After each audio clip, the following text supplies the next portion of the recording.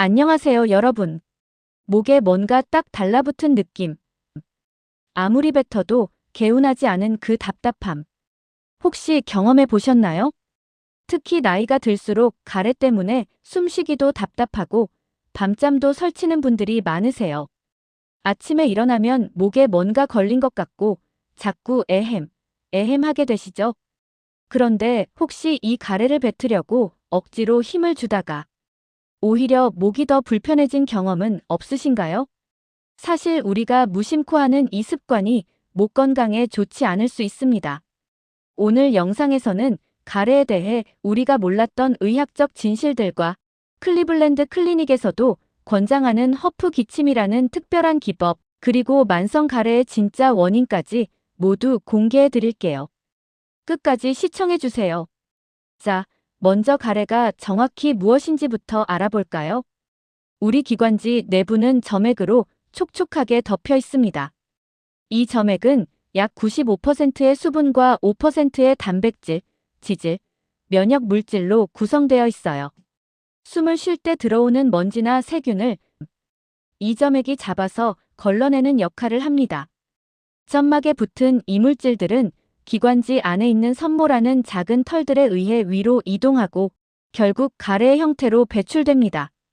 정상적인 상태에서는 하루에 약 100ml 정도의 점액이 분비되는데 대부분 무의식적으로 삼켜지기 때문에 가래를 느끼지 못해요. 그런데 감기에 걸리거나 알레르기 반응이 생기면 면역 체계가 활성화되면서 점액 분비가 급격히 늘어나고 점도도 끈적해집니다. 그래서 목에 뭔가 걸린 느낌이 들고 기침이 나오게 되는 거예요. 여러분, 혹시 노랗거나 초록색 가래가 나오면 아이고, 세균 덩어리다 라고 생각하신 적 있으시죠? 사실 그 색깔은 세균의 색이 아닙니다. 우리 몸의 면역 세포인 백혈구가 세균이나 바이러스와 싸우면서 만들어내는 단백질의 색깔이에요. 특히 호중구라는 백혈구가 감염에 맞서 싸울 때 녹색이나 황색빛을 띠는 효소를 분비합니다. 그러니까 노란색이나 초록색 가래는 더러운 것이 아니라 우리 몸이 외부 침입자들과 열심히 싸우고 있다는 증거입니다. 그렇다면 가래를 삼키면 위험할까요?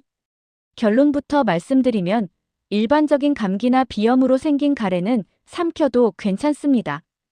위장에는 강력한 위산이 있어서 가래에 포함된 대부분의 세균을 분해해 버리거든요. 다만 가래색이 점점 진해지거나 피가 섞여 나오는 등 이상 증상이 있다면 병원 진료를 받아보시는 게 좋습니다. 자, 이제 중요한 이야기입니다. 목에 뭔가 걸린 느낌이 들 때 우리는 본능적으로 에헴 하고 힘을 주어 기침을 합니다. 그런데 바로 이 습관이 오히려 상황을 악화시킬 수 있어요. 일반적인 기침은 성대를 순간적으로 닫았다가 강하게 여는 동작입니다. 이 과정에서 성대와 목 주변 점막에 상당한 충격이 가해져요. 서울아산병원 자료에 따르면 기침이 심하면 인후두 부위, 점막에 상처가 생겨서 피가 섞여 나올 수도 있다고 해요. 많은 분들이 이걸 보고 폐암이나 결핵을 걱정하시는데 대부분은 기침으로 인한 점막 손상 때문입니다. 문제는 여기서 끝나지 않습니다. 점막에 상처가 생기면 그 부위가 예민해지면서 실제로 가래가 없는데도 뭔가 걸려있다는 느낌을 받게 돼요. 그러면 또 헛기침을 하게 되고 또 상처가 생기는 악순환이 반복됩니다. 이렇게 반복적인 자극이 계속되면 만성 후두염으로 발전할 수 있고 심하면 성대 결절이나 성대 폴립까지 생길 수 있습니다. 그러면 도대체 어떻게 해야 할까요? 지금부터 알려드릴 방법은 허프 기침입니다. 영어로는 허프 카프라고 하는데요. 미국의 세계적인 병원인 클리블랜드 클리닉에서도 호흡기 질환 환자들에게 적극 권장하는 기법이에요. 허프 기침의 핵심 원리는 이겁니다. 일반 기침은 성대를 닫았다가 강하게 터뜨리는 동작인데 이러면 기도가 순간적으로 좁아지면서 가래가 오히려 갇혀버릴 수 있어요. 반면 허프 기침은 성대를 열어둔 채로 숨을 내쉬기 때문에 기도가 열린 상태를 유지하면서 가래를 밀어낼 수 있습니다. 클리블랜드 클리닉의 설명에 따르면 허프 기침은 폐 깊숙한 곳에서부터 가래를 느슨하게 만들어 기도를 통해 위로 이동시키는 조절된 기침 기법입니다. 성대에 충격을 주지 않으면서도 점액을 효과적으로 배출할 수 있죠. 자, 이제 직접 따라해 보실까요? 먼저 의자에 앉거나 침대 가장자리에 걸터 앉으세요. 양발은 바닥에 편안하게 닿게 하고 턱은 살짝 들어 올려 기도가 열리게 합니다. 1단계 입을 살짝 벌리고 천천히 깊게 숨을 들이마십니다. 폐가 충분히 공기로 차도록 깊이 들이쉬세요. 2단계 들이쉰 숨을 23초 동안 참아주세요. 이 과정에서 공기가 가래 아래쪽으로 들어가 가래를 밀어 올리는데 도움을 줍니다. 3단계 핵심입니다. 목소리를 내지 않은 채 하하고 입을 동그랗게 벌립니다.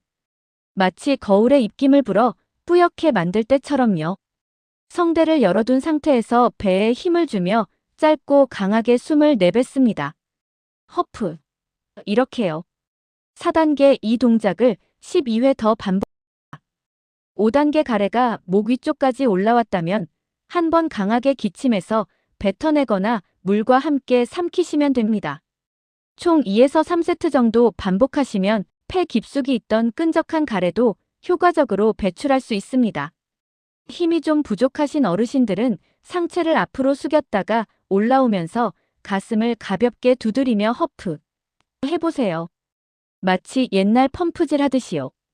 가슴에서 공기를 힘있게 내보내는 느낌으로 하시면 더 깊은 곳의 가래도 올라옵니다. 여기서 한 가지 더 알아두셔야 할 게 있어요. 여러분이 가래가 있다고 느끼는 것, 사실 그 상당수는 폐나 기관지에서 온 게 아닐 수 있습니다. 놀랍게도 많은 경우 코에서 시작됩니다. 서울 아산병원 만성기침 자료에 따르면 성인 만성기침의 가장 흔한 원인은 바로 상기도 기침증 후군, 예전에는 후비루증 후군이라고 불렀던 것입니다. 콧물이나 코점액이 목 뒤로 넘어가면서 기관지 입구를 자극하고 그 주변의 기침 반사신경이 과민해져서 기침이 발생하는 거예요. 정상적으로 코와 부비동에서는 하루에 무려 300에서 600ml의 분비물이 나온다고 합니다. 문제는 알레르기 비염, 만성 비염, 부비동염 같은 코 질환이 있으면 이 분비물이 과다해지거나 끈적해진다는 겁니다.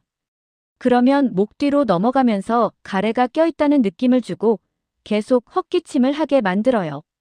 실제로 많은 환자분들이 기침이 폐 깊은 곳에서 올라오는 것 같아요 라고 호소하시는데 검사해보면 원인이 코인 경우가 정말 많습니다. 그렇다면 코에서 시작되는 가래는 어떻게 해결해야 할까요?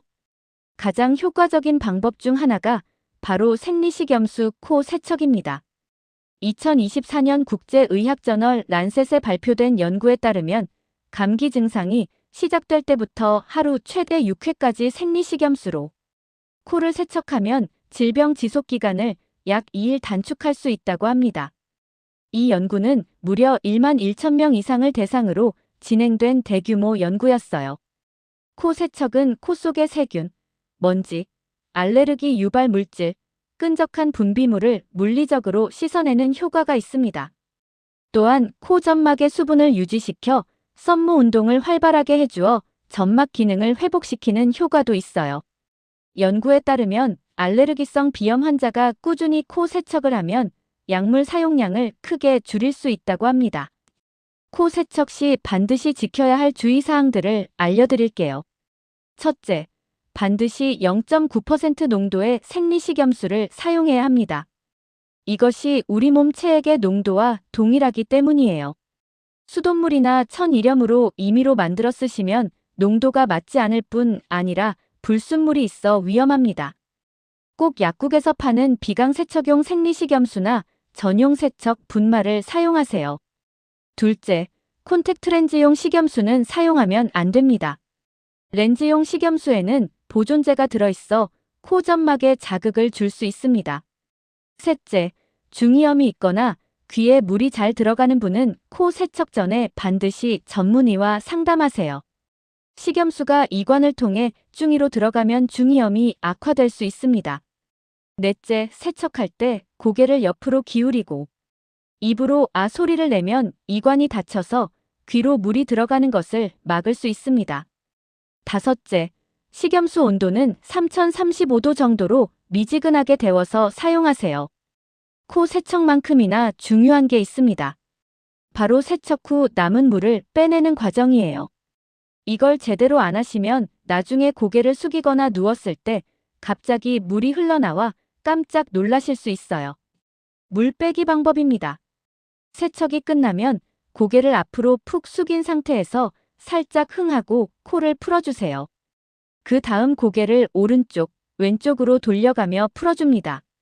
그 다음 고개를 뒤로 젖힌 상태에서도 양쪽을 번갈아 풀어주세요.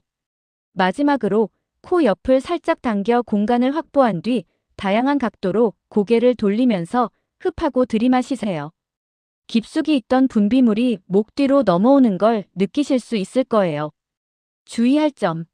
양쪽 코를 동시에 막고 세게 풀지 마세요. 압력이 귀로 전달되어 문제가 생길 수 있습니다. 마지막으로 중요한 말씀을 드릴게요. 다음과 같은 증상이 있다면 반드시 병원을 방문하셔야 합니다. 가래에 피가 반복적으로 섞여 나올 때, 가래색이 점점 진해지거나 악취가 날 때, 기침과 함께 발열, 오한, 호흡곤란, 흉통이 동반될 때, 기침이 8주 이상 지속될 때, 체중 감소, 식욕 저하, 전신 피로감이 동반될 때입니다. 특히 오랜 흡연력이 있으신 분, 고령이신 분들은 가래 증상을 가볍게 여기지 마시고 전문의 진료를 받으시길 권합니다. 또한 만성 폐쇄성 폐질환이나 천식 등 만성 호흡기 질환이 있으신 분은 허프 기침을 시행하기 전에 담당 전문의와 먼저 상담하시길 권합니다. 자, 오늘 영상을 정리해 드릴게요. 딱 4가지만 기억해 주세요. 첫째, 가래는 더러운 게 아닙니다. 노란색, 초록색 가래는 세균이 아니라 우리 몸의 면역세포가 쌓은 흔적이에요. 둘째, 에헴 기침은 목을 망가뜨립니다. 힘주어 기침하면 성대와 점막에 상처가 생기고 만성 기침으로 발전할 수 있어요. 셋째, 가래를 뱉을 땐 허프 기침. 성대를 열어둔 채 허프 하고 숨을 내쉬는 허프 기침으로 목을 보호하면서 가래를 배출하세요. 넷째, 만성 가래는 코부터 관리하세요. 생리식염수 코 세척으로 근본 원인을 해결하세요. 단 0.9% 농도의 비강용 식염수를 사용하시고 세척 후 물 빼기를 꼭 해주셔야 합니다. 오늘 알려드린 허프 기침과 코 세척 꾸준히 실천하셔서 답답한 가래 없이 편안하고 건강한 매일 보내시길 바랍니다. 주변에 가래로 고생하시는 분들께도 이 영상 공유해 주시길 바라며 오늘 영상이 도움이 되셨다면 좋아요와 구독 버튼 꾹 눌러주세요. 주변에 여러분의 궁금한 점이나 요청 내용이 있으시다면 댓글로 남겨주세요. 다음 영상으로 가져와 보도록 하겠습니다. 그럼 시청해 주셔서 감사합니다. 이상 100세 충전이었습니다.